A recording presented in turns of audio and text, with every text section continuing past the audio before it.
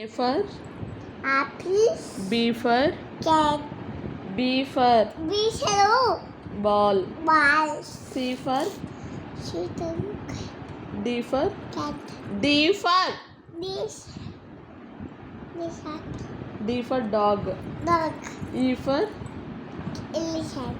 F for Good job.